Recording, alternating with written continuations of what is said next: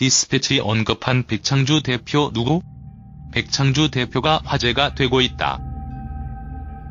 백창주 대표가 화제가 되고 있다. 그 이유는 백창주 대표는 최근 논란이 되고 있는 JYJ 박유천 소속사의 대표이기 때문이다. 디스패치에서 박유천 사건 7일간의 전말이라는 기사를 내보내면서 백창주 시지스 엔터테인먼트 대표도 언급을 한 것이다. 백창주 프로필. 백창주 직업은 연예기획자이다. 백창주 나이는 1977년생으로 광주 출신이며 현재 시지스 엔터테인먼트 대표를 맡고 있다. 시지스 엔터테인먼트는 국내 굴지의 연예 매니지먼트 회사이다. 소속 연예인만 보더라도 어마어마하다고 할 수 있다. 최민식, 설경구, 이정재, 김재중, 박유천, 준수, 박주미, 박성웅, 송일국, 곽도원, 송새벽, 문소리, 김선아, 황정음, 거미, 강혜정, 라미란, 정석원, 이청아, 류준열 등이 있다.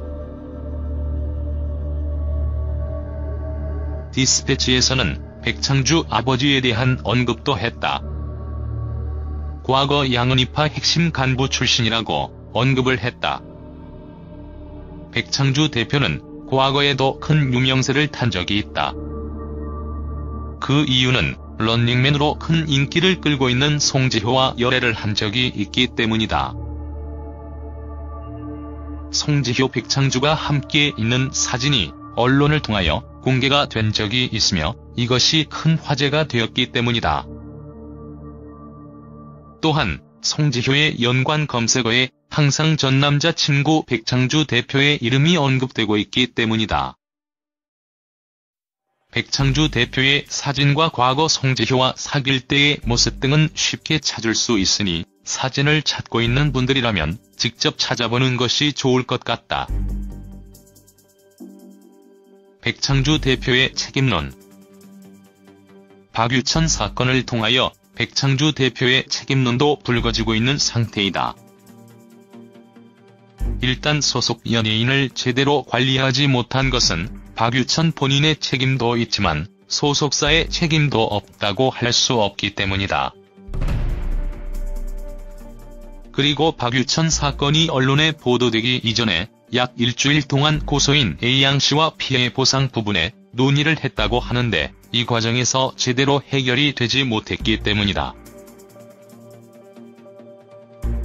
어쩌면 백창주 대표가 A양과의 합의만 제대로 했다면 이번 사건이 이렇게까지 커지고 언론에 보도되지 않았을 수도 있다는 것이다. 사면초가 박유천 두 번째 피소. 박유천은 현재 사면초가에 놓였다고 할 수 있다. 두 번째 피소를 당했기 때문인데 16일 오후 또 다른 피해자의 신고를 접수받았다고 한다. 두 번째 고소인 B씨는 지난해 12일 일하던 유흥업소 화장실에서 박유천으로부터 A씨와 똑같은 일을 당했다고 주장을 했다. 박유천이 톱스타인데다 이 일이 밝혀졌을 때 생계수단을 혼자 소가리를 했는데 얼마 전 비슷한 사건의 기사가 나서 이를 보고 뒤늦게 용기를 냈다며 고소 계기를 밝혔다. 박유천의 첫 번째 피소가 소송 취하로 일단락이 된 상태에서 또 한 번 두 번째 피소가 되면서 박유천은 사면 초가에 놓였다. 무죄를 입증한다고 하더라도 대중들의 비난은 피하지 못할 것으로 보인다. 그 이유는 박유천이 현재 공익근무요원의 신분으로 유흥주점에 출입을 했다는 것. 너무나도 깨끗한 이미지를 가지고 있었던 그가 전혀 상반된 모습을 보여줬기 때문이다. 유흥업소에 출입을 하고 좋지 않은 사건으로 논란의 중심에 섰다는 것 자체만으로 평생 꼬리표처럼 따라다니게 될 운명이라고 할 수 있다. 박유천은 군복무를 모두 마친 후에도 충분한 반성과 자숙의 시간이 필요할 것 같다. 곧바로 연예계에 복귀하지 못할 가능성이 크며 다시 복귀를 한다고 하더라도 예전과 같은 인기를 누리지는 못할 것이다. 한 번의 실수로 박유천의 사생활이 공개가 되었으며 좋지 않은 루머까지 양상된 상태이다. 사면 초과에 놓인 박유천이 이번 논란을 어떻게 해결하고 이미지를 회복할지 지켜봐야 할 것 같다. 박유천은 2014년 휴대전화 협박 사건에 휘말린 적이 있다. 당시 한 30대 여성이 박유천 지인 핸드폰에 개인정보를 추출하여 그 정보를 언론사에 판매하거나 온라인에 유출하겠다며 이에 대한 대가로 1억 원을 요구했다고 한다. 휴대전화에는 박유천의 지인과 박유천이 주고받은 문자메시지 그리고 함께 찍은 사진 등이 들어가 있었다. 이 사건은 백창주 대표가 있는 시지스 측의 발빠른 대응으로 이 여성을 검찰에 송치를 했다. 물론 핸드폰 속에 있던 박유천의 사생활은 전혀 공개가 되지 않았다. 그러나 박유천이 불미스러운 일에 연관되었다는 것 자체만으로 대중들에게 불쾌감을 주었다. 어쩌면 백창주 대표 역시 이번 박유천 논란과 과거 휴대전화 협박 사건 정도로 끝나지 않을까 하는 생각을 가지고 있었던 것이 아닐까? 그렇게 생각 때문에 백창주 대표가 이번 논란이 언론에 보도되는 것을 막지 못한 것이 아닌가 하는 생각도 든다. 이번 사건이 언론에 보도되지 않도록 막을 수 있는 시간이 충분히 있었으나 그렇지 못했기 때문이다. 이번 사건은 해외에서도 화제가 되며 박유천에게 씻을 수 없는 상처이자 오명으로 남게 되었다. 아무튼 박유천은 이번 논란으로 너무나 많은 것을 잃게 되었다. 박유천 소속사 백창주 대표 역시 시지스 최고의 간판이라고 할 수 있는 JYJ와 박유천을 잃게 되었으니 엄청난 손실이 아닐까 하는 생각이 든다. 이번 일이 어떻게 해결될지는 모르겠으나 박유천이나 백창주 대표에게는 너무나 많은 것을 가져간 큰 사건이 아닌가 생각해본다. 지금 누리고 있는 인기를 얻기 위해서는 너무나 많은 시간이 걸렸으나 쌓아왔던 인기가 무너지는 것은 정말 한순간이라는 것을 박유천을 통하여 확인할 수 있었던 것 같다.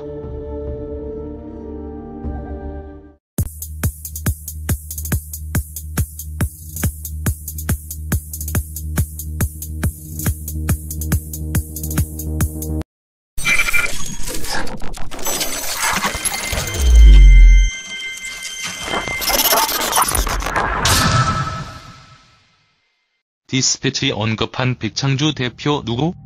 백창주 대표가 화제가 되고 있다. 백창주 대표가 화제가 되고 있다. 그 이유는 백창주 대표는 최근 논란이 되고 있는 JYJ 박유천 소속사의 대표이기 때문이다.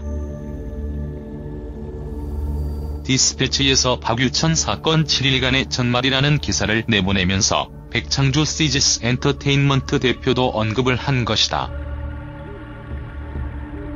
백창주 프로필. 백창주 직업은 연예기획자이다. 백창주 나이는 1977년생으로 광주 출신이며 현재 시지스 엔터테인먼트 대표를 맡고 있다. 시지스 엔터테인먼트는 국내 굴지의 연예 매니지먼트 회사이다. 소속 연예인만 보더라도 어마어마하다고 할 수 있다.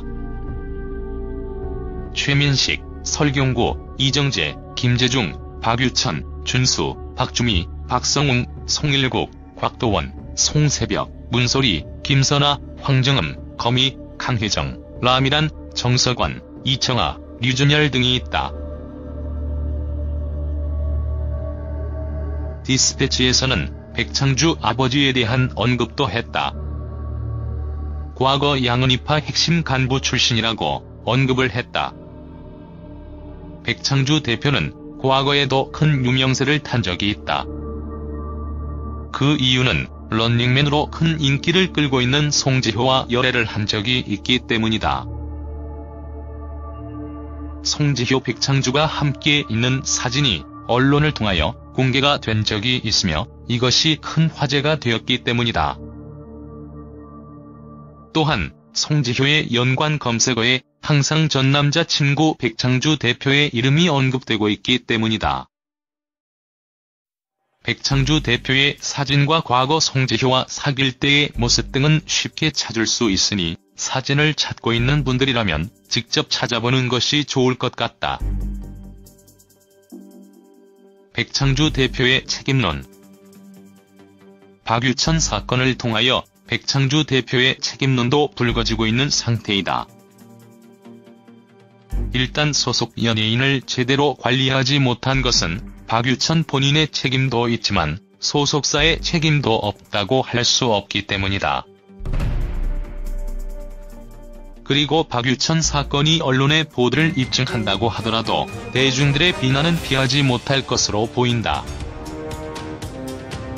그 이유는 박유천이 현재 공익근무요원의 신분으로 유흥주점에 출입을 했다는 것. 너무나도 깨끗한 이미지를 가지고 있었던 그가 전혀 상반된 모습을 보여줬기 때문이다. 유흥업소에 출입을 하고 좋지 않은 사건으로 논란의 중심에 섰다는 것 자체만으로 평생 꼬리표처럼 따라다니게 될 운명이라고 할 수 있다. 박유천은 군복무를 모두 마친 후에도 충분한 반성과 자숙의 시간이 필요할 것 같다. 곧바로 연예계에 복귀하지 못할 가능성이 크며 다시 복귀를 한다고 하더라도 예전과 같은 인기를 누리지는 못할 것이다. 한 번의 실수로 박유천의 사생활이 공개가 되었으며 좋지 않은 루머까지 양상된 상태이다. 사면 초가에 놓인 박유천이 이번 논란을 어떻게 해결하고 이미지를 회복할지 지켜봐야 할 것 같다. 박유천은 2014년 휴대전화 협박 사건에 휘말린 적이 있다. 당시 한 30대 여성이 박유천 지인 핸드폰에 개인정보를 추출하여 그 정보를 언론사에 판매하거나 온라인에 유출하겠다며 이에 대한 대가로 1억 원을 요구했다고 한다. 휴대전화에는 박유천의 지인과 박유천이 주고받은 문자메시지 그리고 함께 찍은 사진 등이 들어가 있었다.